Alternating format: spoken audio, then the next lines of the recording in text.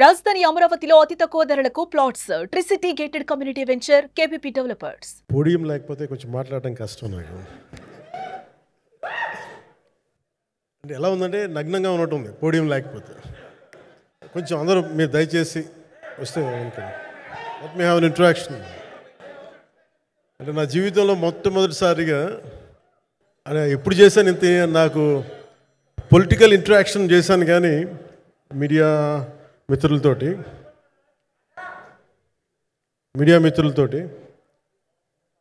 Cinema పరంగా నేను ఎప్పుడు ఆలోచించలేదు, ఎప్పుడు నాకు చేయలేదు. ఫస్ట్ టైం మొదటిసారి నేను ఎప్పుడు కొంచెం మొహాట పడతాను మాట్లాడడానికి సినిమాకి సంబంధించినంత వరకు. ఇక్కడ సినిమాని ఎలా ప్రమోట్ చేసుకోవాలో నాకు తెలియదు. పని చేయడం తెలుసు తప్ప దీన్ని అంటే మనం ఇంత చేసాం అంత చేసామని చెప్పడం ఎప్పుడు నాకు కొంచెం ఎబ్బెట్టుగాను ఇబ్బందిగా ఉంటుంది. ఇంకా నేను చాలా యాక్సిడెంటల్ యాక్టర్ అండ్ ఇంకా గత్యంతరం లేక టెక్నీషియన్ అయిన వాడిని.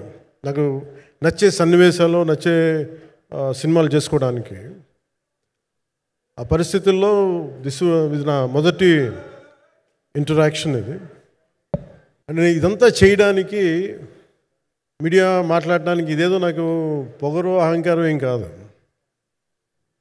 సినిమా గురించి నాకు చెప్పుకోవడం ఎబ్బెట్టుకోవడం, ఏం మాట్లాడాలో తెలియక చెప్తే ఎక్కువైపోద్దా చెప్తే తక్కువ అయిపోద్దా అని. కానీ ఈ పర్టికులర్ ప్రెస్ మీట్ ఎందుకు పెట్టానంటే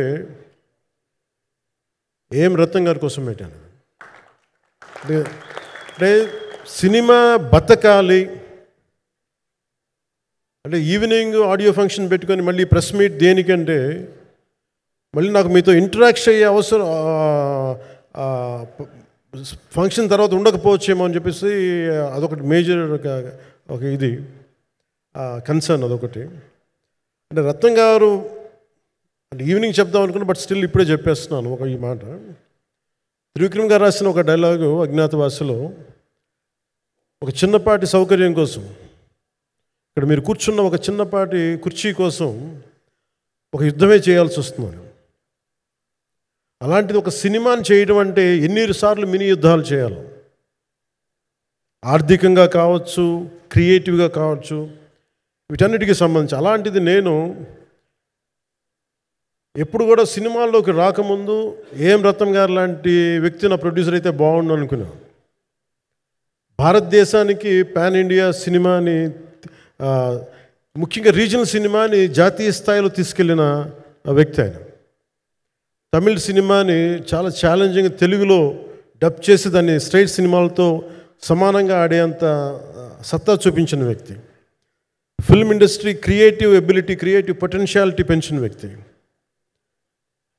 ఈ సినిమా చాలా ఒడిదుడుకులు ఎదుర్కొంది, 2 కరోనా పరిస్థితులు ఎదుర్కొంది. అన్నిటికీ మధ్యలో సినిమా మన క్రియేటివ్గా కొంత ఇబ్బంది ఎదుర్కొంది. అల్టిమేట్ ఆబ్జెక్టివ్ సినిమా బాగా రావాలని, నేను ఎప్పుడు ఏం చేసినా సినిమా బాగా రావాలనుకుంటాను. ఈ సినిమాకి ప్రత్యేకించి ఆయన తపన చూసి నేను ముఖ్యంగా పొలిటికల్ ప్రాసెస్కి వెళ్ళిపోయిన తర్వాత పాలిటిక్స్కి వెళ్ళిపోయిన తర్వాత డైరెక్షన్ అని వీటికి దూరమై క్రియేటివ్ పార్టీకి దూరం అయిపోయిన తర్వాత పాలిటిక్స్ నా ప్రైమరీ ఫోకస్ అయిపోయిన తర్వాత మళ్ళీ దృష్టి పెట్టి సినిమా కావాలి మీరు చెయ్యాలని చెప్పి నా దగ్గరికి వచ్చి కోరుకున్నప్పుడు నేను ఎంత బెస్ట్ ఇవ్వగలను ఆ సినిమాకి అంత ఇచ్చాను. నేను అంటే నా బెస్ట్ ఇచ్చాను. అంటే నేను అంటే అన్నిటికంటే కూడా నేను ఇవ్వలేనిది టైం ఇవ్వలేను నేను. కానీ అలాంటి పరిస్థితుల్లో ఒక క్లైమాక్స్కి దాదాపు 57 రోజులు షూట్ చేయాల్సి వచ్చింది. మండు టెండ బాగా ఇట్స్ కైండ్ ఆఫ్ ఒక మిడ్ మే అంటే చాలా పిచ్చి ఎండ అన్నమాట. అలాంటి ఎండల్లో నాకు చాలా కాలం తర్వాత నాకు మార్షల్ ఆర్ట్స్ నేను ఎప్పుడో నేర్చుకున్న మార్షల్ ఆర్ట్స్, ఒక ఎస్క్రీమా కానీ ఊషు కానీ, నేను నేర్చుకున్న సెల్ఫ్ డిఫెన్స్ టెక్నిక్స్ కానీ, యుఎస్లో నేను ఒక వర్క్షాప్ చేసిన జీత్ కండో ఇవి కానీ, ఇవన్నీ ఈ సినిమాకి నాకు పనికి వచ్చినాయి. నాకు వీళ్ళతో డిఫరెంట్ కొరియోగ్రాఫర్స్తో కూర్చొని ప్రత్యేకించి క్లైమాక్స్ పార్ట్ ఇది అందరికీ ఇన్స్పైర్ చేసింది.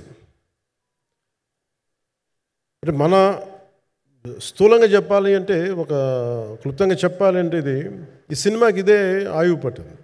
ఈ ఫస్ట్ పార్ట్కి ఎక్కడో కొల్లూరు నుంచి మన కృష్ణానది తీరం, కొల్లూరు విజయవాడ సమీపంలో ఉన్న కొల్లూరు ప్రాంతం నుంచి దొరికిన ఒక కోహినూరు వజ్రం నుంచి అది ఎటు మన గోల్కొండ రాజుల దాకా వచ్చింది, మన హైదరాబాద్ సుల్తాన్ల దాకా ఎలా వచ్చింది, దీని ట్రావెల్ ఇటు వెళ్ళింది. ఇవన్నీ జరిగినప్పుడు దీని నేపథ్యంలో జరిగే కథ ఇది.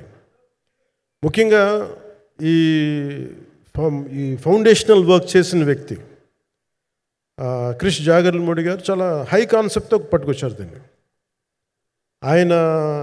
ఆయనను రత్నం గారు నా దగ్గరికి వచ్చినప్పుడు చాలా బాగా నచ్చి వెంటనే చేశాను. చేసిన తర్వాత ఒక్కొక్కటి కరోనా నిజంగా ఇంపాక్ట్ వచ్చింది. అంటే ఎలా ఉండదంటే, ఎంత హార్డ్గా ఉండదంటే ఇండస్ట్రీ, అది ఎవరిని తప్పుపట్టలేము. ఒకప్పుడు ఆయన వెంట చుట్టిన నిర్మాతలు, ఆయన వెంట తిరిగిన డిస్ట్రిబ్యూటర్స్, హీరోస్ అందరికి అలాంటి వాళ్ళకి ఒక నిర్మాతగా ఆయన తపన పడుతుంటే నాకు అంటే ఆయన కోసం ఖుషి తీస్తున్నప్పుడు కానీ ఆయనతోటి ఎంత సౌకర్యం ఇచ్చారంటే, అసలు మాకు 1 month ముందు ప్రీ ప్రొడక్షన్ అయిపోయి నాకు అంత సౌకర్యాన్ని ఇచ్చారు. నేను కంపోజ్ చేసిన యాక్షన్ సీక్వెన్సెస్ కానీ ఫైట్స్ కానీ ఖుషీకి నాకు ఆల్రెడీ ఒక 1 month 1.5 month థియేటర్ నాకు ఇచ్చేసి, మన సురేష్ ఎఫెక్ట్స్ థియేటర్ మొత్తం ఇచ్చి నాకు అంత లగ్జరీ ఇచ్చిన వ్యక్తి ఆయన నలిగిపోతుంటే నాకు నిజంగా చాలా బాధేస్తుంది. ఒకసారి it is not about money, it's not about success, it's about standing by whom you trust, who stood for the people and who stood for the industry. నాకు ఎందుకు ఇది మీతో పంచుకోవాలనిపించింది. సినిమా ఎంత విజయం ఇది నాకు నిజంగా తెలియదు, ఎందుకంటే నేను ఇట్లా అనుకోవచ్చు ఇంకోలా, కానీ ఒక్కటి మటుకు చాలా సిన్సియర్గా చెప్పగలను. Krish came out with very good concept, చాలా హై కాన్సెప్ట్ పట్టుకొచ్చారు. కొంత వ్యక్తిగత కారణాలు, కొన్ని ప్రొఫెషనల్ కారణాలు ఆయన ప్రాజెక్టుకి బయటికి వెళ్ళినా కానీ దీన్ని ఫౌండేషనల్ వర్క్ చేసిన క్రిష్ గారికి మనస్ఫూర్తిగా నా హృదయపూర్వక ధన్యవాదాలు తెలియజేస్తాను మా అందరి తరఫున. అలాగే తర్వాత స్టెప్ ఇన్ అయ్యింది మన జ్యోతికృష్ణ గారు. నేను ఖుషి సినిమా చేస్తున్నప్పుడు అప్పుడే లండన్ ఈ ఫిల్మ్ మేకింగ్ కోర్స్ చేసి మన డైరెక్షన్లో ఇన్స్టిట్యూట్ అంతేనా డైరెక్షన్ ఫిల్మ్ మేకింగ్ కోర్స్ చేసి అప్పుడే గ్రాడ్యుయేట్ అయ్యి వచ్చి అప్పటి నుంచి ఉన్నప్పుడు బట్ యాక్చువల్ తనతో మాట్లాడుతుంటే మోస్ట్ సెన్సిబుల్ డైరెక్టర్ అనిపించారు. ఈ ఒక టైంలో ఏమనిపించిందంటే బయట ఉన్న మాటలు కానీ అసలు సినిమా వస్తుందా లేదా బయటికి అని ఉండేది. కానీ మాకు ఎప్పటికప్పుడు నీరసం పడిపోయినప్పుడల్లా నాకు నీరసం వచ్చేసేది. సినిమా అవుద్దా అవ్వదా అనుకున్నప్పుడల్లా దీనికి ప్రాణవాయువునిచ్చిన వ్యక్తి కీరవాణి గారు. ప్రతిసారి నేను వర్క్ చేసి నేను ఎందుకంటే సినిమా చివరిదాకా నేను నమ్మను ఎప్పుడు. నేను ఒక సినిమాని నేనేం నమ్ముతాను చిన్నప్పటి నుంచి వెరీ ఫార్మేటివ్ ఇయర్స్లో నుంచి కూడా ఒక మంచి సినిమా గురించి నువ్వు మాట్లాడక్కర్లా, రిలీజ్ అయితే బాగలేకపోతే ఎలాగ మాట్లాడక్కర్లా. అందుకే నేను ఎప్పుడు సినిమా క్వాలిటీ మీద దృష్టి పెడతాను తప్ప ఇంక మిగతా వాటి మీద మాట్లాడను. అందుకే నాకు ఎప్పుడు ఈ మాట్లాడటం అనే దాని మీద ఎప్పుడు దృష్టి పెట్టలేం. కానీ ఫస్ట్ టైం ఈ సినిమాకి చాలా అవసరం అనిపించింది. ఎందుకంటే ఒక నిర్మాతలు కనుమరుగవుతున్న ఈ సమయంలో ఒక బలమైన సినిమా తీసి ఒడిదుడుకుల్ని తట్టుకోగలిగి ఒక నిర్మాత కనుమరుగవ్వకూడదు. ఆయన పక్కన ఏది ఉండాలని అండగా ఉండాలని చెప్పేసి నేను అన్నీ వదిలి ఇంత బిజీ షెడ్యూల్స్ అన్నీ వదిలేసి ఒకవైపు నన్ను నా ప్రత్యర్థులు తిడుతున్నా కానీ సినిమాలకు వెళ్ళిపోయిన తిడుతున్నా కానీ ఇదేంటంటే నాకు అన్నం పెట్టింది ఇది నాకు నా సినిమా పరిశ్రమ. అంటే ఇక్కడున్న మిత్రులందరూ కూడా చాలామందికి నేను ఇండివిజువల్ ఇంటర్వ్యూస్ ఇచ్చాను. నేను చాలాసార్లు నాగేంద్ర కానీ మీరు కానీ చాలామందికి వీళ్ళందరూ చాలామందికి నేను వ్యక్తిగతంగా తెలుసు. కాకపోతే నాకు సినిమా అంటే నేను సినిమా గురించి ఎక్కువ చెప్పలేక ఎక్కువ మాట్లాడలేను. కానీ బట్ నాకు నిజంగా సినిమా మీద అపారమైన గౌరవం, సినిమా మీద అపారమైన ఆసక్తి, నాకు ప్రాణవాయువు అది. Story telling is a necessity for all each and every individual. So cinema అది మనకు కల్పిస్తుంది, సినిమా మనకి అలాంటి. కానీ ఈ సినిమా ప్రత్యేకించి చాలా ఛాలెంజింగ్ సర్కమ్స్టాన్సెస్లో, చాలా ఒడిదుడుకుల్లో, యాడ్వర్స్ కండిషన్స్లో కూడా మనస్ఫూర్తిగా దీన్ని ముందుకు తీసుకెళ్ళి ఆర్థిక ఇబ్బందులు ఎన్ని వచ్చినా కానీ, అంటే నాకు పొలిటికల్గా పేరుండొచ్చు, దేశవ్యాప్తంగా నేను తెలిసి ఉండొచ్చేమో, కానీ సినిమా పరంగా వచ్చేటప్పుడు నేను చాలా హీరోస్తో కంపేర్ చేస్తే వాళ్ళందరికంటే చాలా తక్కువ నేను. సో దానికి ఉండే ఇబ్బందులు దానికి ఉంటాయి. మిగతా వాళ్ళకి బిజినెస్ అయినందుకు నాకు బిజినెస్ అవ్వదు, వాళ్ళకి వచ్చినందుకు నాకు రాకపోవచ్చు. ఎందుకంటే నా దృష్టి, నా కాంపిటేటివ్నెస్ ఎప్పుడు నేను సినిమాల మీద పెట్టలేదు. నేను ఇప్పుడు సొసైటీ పొలిటికల్ ప్రాసెస్ పెట్టాను, కానీ ఎప్పుడు సినిమా మీద నేను ఎంత ఉండాలనేది నేను ఎప్పుడు పెట్టలేదు. నేను ఎప్పుడు చాలాసార్లు మన నాగేంద్ర కానీ మిగతా మన సూపర్ హిట్ మన కీర్తిశేషులు బిఆర్ రాజు గారు చనిపోయారు, ఆయనకి ఇంటర్వ్యూస్లో కూడా ఉంటుంది. ఈ చిత్ర పరిశ్రమ చాలామంది హీరోస్ ఉంటారు, వాళ్ళలో నేను వన్ ఆఫ్ ది హీరో అంతే. నాది ఒక సంవత్సరంలో ఒక ఫ్రైడే ఒక థర్స్డే రిలీజ్ అవుతుంది అంతే, అంతకుమించి తప్ప ఇది అందరి పరిశ్రమ, అందరూ రావాలి అలాంటిది నేను కోరుకునేవాడిని నేను. సో దాంట్లో భాగంగా రత్నం గారు లాంటి నిర్మాత బతికుండాలి, రత్నం గారి నిర్మాతకి ఇబ్బందులు కలగకూడదని చెప్పి లాస్ట్ మినిట్లో ఇంక చూసిన తర్వాత I stepped in to it. నేను భుజాల మీదకి తీసుకున్నాను ఇది. క్లైమాక్స్ని ఎలా భుజాల మీదకి అంటే, ఎందుకంటే ముఖ్యంగా ఇక్కడ ఇది ఇంకొక బలమైన స్టార్ కాస్టింగ్ చాలా బాగా చేశారు ఆయన. ముఖ్యంగా బాబీ డియోల్ గారిని అంటే ఈరోజు చూస్తుంటే నాకు అదే అనిపించింది. ఈరోజు మన ప్రెస్ మీట్ కూడా నేను వచ్చాను. అందరూ ఎంత బిజీగా ఉన్నారని కొన్ని రాత్రుల నుంచి నిద్రలేదు. మన మనోజ్ పరమహంస గారికి కానీ, రత్నం గారికి కానీ, జ్యోతి గారికి కానీ. పాపం ఈ సినిమా ప్రమోషన్ సింగిల్ హ్యాండెడ్గా పాపం నిధి అగర్వాల్ భుజాల మీద వేసుకొని నాకే బాధ అనిపించింది. పాపం ఒక అమ్మాయి తన కెరీర్ తను చూసుకోవాల్సిన అమ్మాయి కూర్చోబెట్టి నాకే సిగ్గు అనిపించింది. I have to truly appreciate you. అంటే చాలా పాపం అన్నీ వెళ్తూ ఉంటే నాకు ఇదేంటి సినిమాని అనాథలా వదిలేశారంటే అనిపించింది. సో నాకేమనిపించింది, ఈ సినిమాకి ఎవరు అనాథలా వదలలేదు, నేను ఉన్నానని చెప్పడానికి వచ్చాను ఈ రోజున. ఎందుకంటే నేను కోట్లాది మంది ప్రజలకి అండగా ఉండేవాడిని, దేశంలో ఉండే సమస్యలకి స్పందించేవాడిని. అలాంటిది తెలుగు సినిమాకి, నా సినిమాలకి మీకు తెలుసు గతంలో ఎన్నిసార్లు ఇబ్బందులు పెట్టారు. అదే మన ప్రభుత్వం అక్కడికి రాగానే వెంటనే సాధారణంగా హృదయ కవాటాలు తెరిచి మరి ఆహ్వానించాం. ఏమీ కృతజ్ఞత కూడా ఆశించలేదు. అంత చిత్ర పరిశ్రమను అంత గుండెల్లోకి తీసుకుంటాం. అలాగే దీనికి సంబంధించి అలాంటిది నా సినిమాని నేను ఎందుకు వదిలేస్తాను?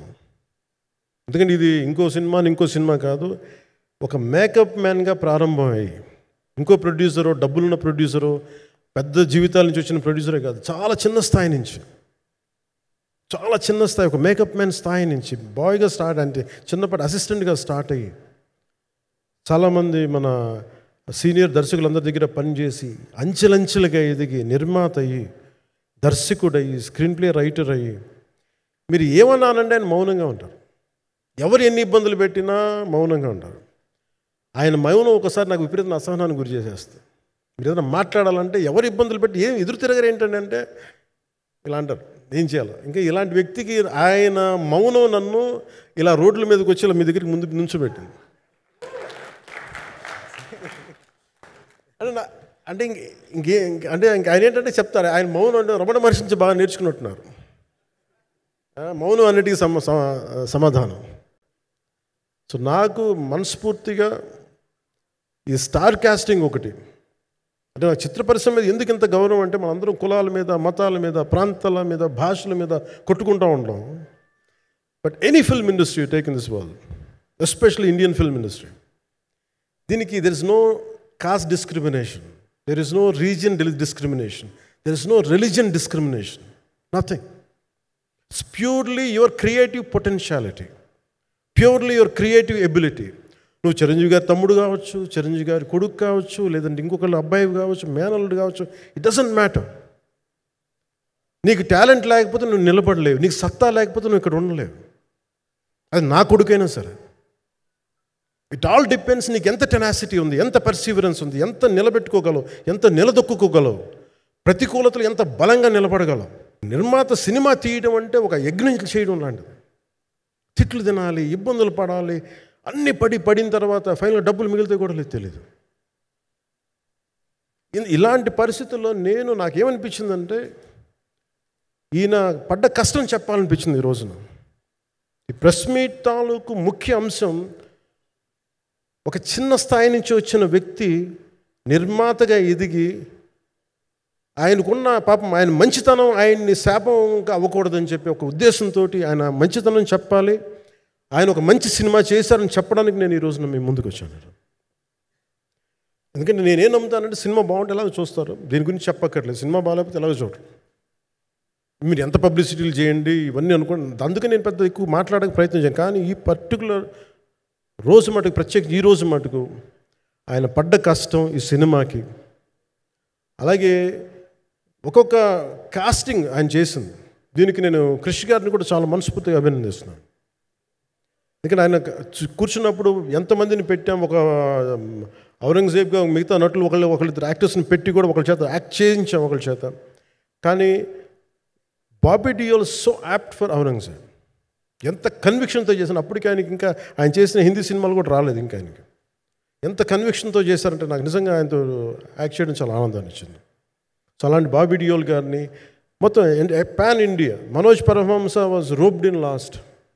ఇంకా సినిమా ఎట్లా మనం అయిపోవాలి, నేను పాలిటిక్స్కి వెళ్ళిపోయిన తర్వాత, డిప్యూటీ సీఎం బాధ్యతలు తీసుకున్న తర్వాత అందరికీ అయిపోయింది, ఇంకా సినిమాలు చేయలేడు ఇతను, ఎలా చేస్తాడంటే నాకు తెలుసు కష్టం అని.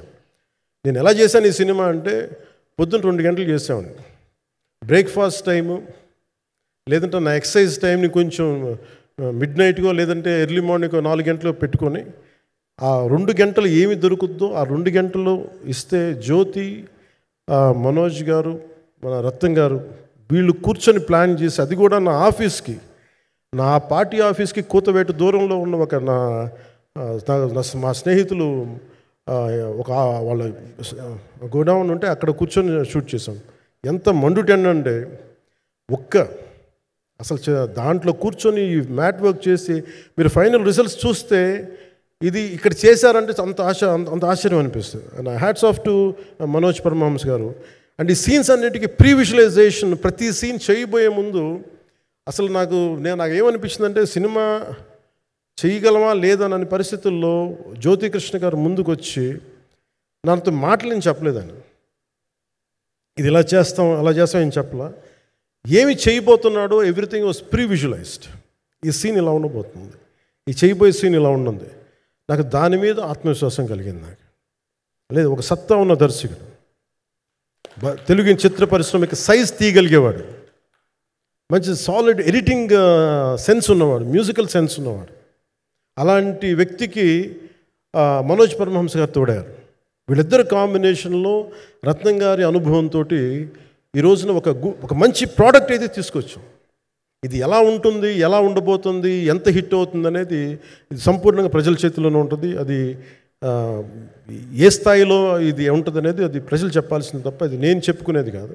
బట్ నా వరకు నేను ప్రత్యేకించి నేను వ్యక్తిగతంగా చేసింది ఈ సినిమాకి, అపార్ట్ ఫ్రమ్ యాక్టింగ్ కాంట్రిబ్యూషన్, నేను ఏ సినిమా చేసినా ప్రతి సన్నివేశంలోనూ ప్రతి సాంగ్ అండ్ డాన్స్లో కూడా కొన్నిసార్లు నేను చేయలేక, నేను ఒక రిలక్టెంట్ యాక్టర్లో ఎలాగో టెక్నీషియన్గా కూడా నాకేంటంటే, సుస్వాగతం సినిమాలో నన్ను తీసుకెళ్ళి వైజాగ్లో బస్సు మీద ఎక్కించి డ్యాన్స్ చేయమన్నారు. చచ్చిపోయిన డ్యాన్స్ ఇలాగా.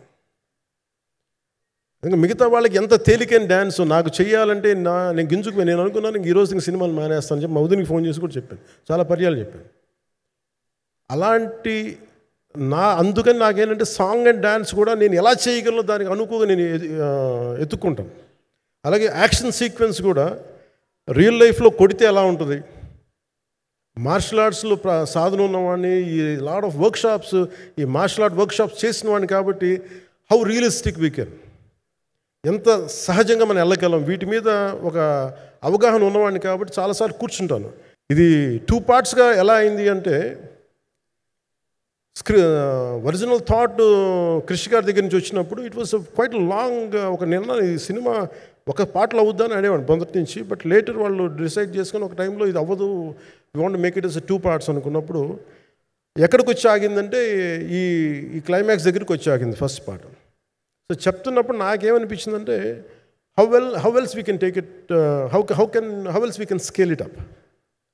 సో దానికి నేను కూర్చొని నాకున్న ఈ మార్షల్ ఆర్ట్స్ కానీ బేసిక్ యాక్షన్ కొరియోగ్రఫీ నా ప్యాషన్ కాబట్టి ఈ పర్టికులర్ డ్రామా, ఈ పర్టికులర్ దాంట్లో ఏంటంటే మొఘల్ టైమ్స్లో ప్రతి ఒక సగటు భారతీయుడు అనుభవించిన బాధ అది. ఒక యావరేజ్ సగటు భారతీయుడు మొఘల్ కాలంలో అనుభవించిన ఒక ఒక ఒక సిచ్యువేషన్. ఆ సిచ్యువేషన్ హీరోకి సంబంధం ఉండదు, కానీ how he gets entangled, how he gets involved in it, that is the outcome, that's that has been captured. So దీన్ని ఒక 57 days మేము చేయగలిగామంటే, ఆ రోజు నాకు కనుక మన జ్యోతి గారు ఉండుంటే పక్కన, maybe I would done it in at least ఒక 50% ఆఫ్ ఇట్. ఎందుకంటే నేను చెప్పింది అలా చేయగలరు, ఇవన్నీ కూర్చోబెట్టి వీ డిడ్ అవర్ బెస్ట్. అంటే నేనేమనుకున్నానంటే క్లైమాక్స్ చేసేటప్పుడు ఇంక నేను తర్వాత సినిమాలు చేస్తానో కూడా లేదో నాకు తెలియదు, కానీ నాకు ఇష్టమైన నిర్మాత, తెలుగు చిత్ర పరిశ్రమకి నిజంగా ఒక అండగా ఉన్న నిర్మాత, I want give my best to him. నేను అందుకని ఆంధ్రప్రదేశ్ ప్రభుత్వానికి కూడా, మన ముఖ్యమంత్రి గారికి కూడా తెలియజేశాను, ఈయన్ని ఫిల్మ్ డెవలప్మెంట్ కార్పొరేషన్కి చైర్మన్ నేను ప్రతిపాదించాను. అంటే నాకేంటంటే I don't want it to be a political, ఆయన నా నిర్మాతని కాదు, ఈయన అందరు హీరోలతో తీశారు, ఈయన పాన్ ఇండియాలో ప్రతి ఒక్కరు తెలిసి ఈయనంటే. ఇలాంటి వ్యక్తి ఉంటే మన తెలుగు చిత్ర పరిశ్రమకి బాగుంటుంది. అలాగే ప్రత్యేకించి తెలుగు చిత్ర పరిశ్రమ అనేది నాకు, ఈ టాలీవుడ్ అనే పదాలు నాకు వాడటం నాకు ఇష్టం ఉండదు. Bollywood, Tollywood, Kollywood, Mollywood, why should we ape Hollywood? We have a greater story narrative ability మన దగ్గర ఉంది. We have a greater story telling ability. We don't have to ape Hollywood. We take the best practices of Hollywood, but not necessarily the name of Hollywood. వాళ్ళకున్న professionalism మనం నేర్చుకోవాలి, వాళ్ళకున్న commitment నేర్చుకోవాలి, వాళ్ళకున్న production designing ability మనం తీసుకురాగలగాలి. So ఇవన్నీ నేను నా పరిధిలో ఈ రోజున ఆంధ్రప్రదేశ్ ప్రభుత్వంలో ప్రత్యేకించి ఈ శాఖ నా పరిధిలో ఉంది కాబట్టి దానికి ఆయన పేరు ప్రతిపాదించాను. నా ఉద్దేశం ఏంటంటే, తెలుగు చిత్ర పరిశ్రమ తెలంగాణలో ఉన్న, కర్ణాటకలో ఉన్న, చెన్నైలో ఉన్న, ఏదైనా సరే తెలుగు చిత్ర పరిశ్రమ, భారతీయ చిత్ర పరిశ్రమకి చాలా మంచి జరగాలి, ఇలాంటి వ్యక్తి ద్వారా ఏదైనా చేద్దామని ఒక ఉద్దేశంతో ఆయన పేరు ప్రతిపాదించాను. భవిష్యత్తులో ఆయన అవుతారని మనస్ఫూర్తిగా నేను ఆశిస్తున్నాను. అందుకని అన్నీ నా చేతిలో ఉండవు కదా, అందుకని చెప్తాను. ఇఫ్ అండ్ బట్ చెప్పాలి కదా. సో ప్రత్యేకించి మీ అందరికీ నా హృదయపూర్వక ధన్యవాదాలు తెలుపుకుంటూ, నెక్స్ట్ 2-3 daysలో I'll try to give as many interviews as I can. Nidhi, I'm grateful to you.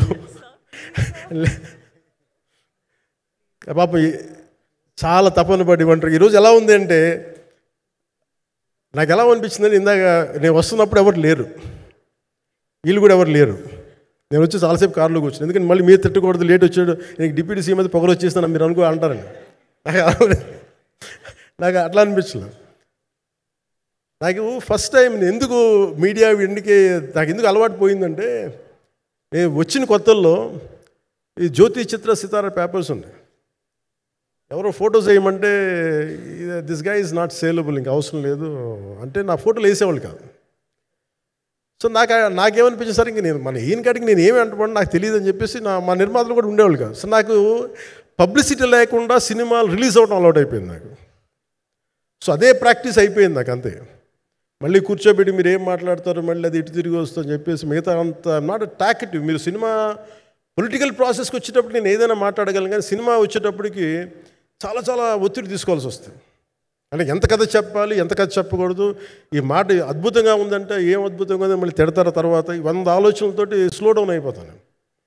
But కానీ నాకు మనస్ఫూర్తిగా ఈ సినిమా, ఐ హోప్ వచ్చిన ప్రతి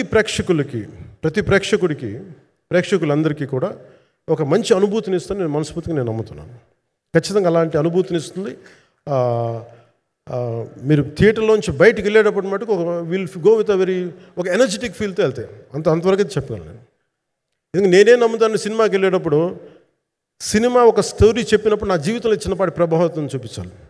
అలాంటి ప్రభావం, అలాంటి ఎనర్జీ ఇచ్చే సినిమా అవుతుందని మనస్ఫూర్తిగా నేను ఆశిస్తూ, మీ అందరికీ ప్రత్యేకించి మీ అందరికీ పేరు పేరున ధన్యవాదాలు తెలియజేస్తాను. ఇంకా మాట్లాడాలని ఉంది కానీ సాయంత్రం ఈవెంట్ ఉంది కాబట్టి.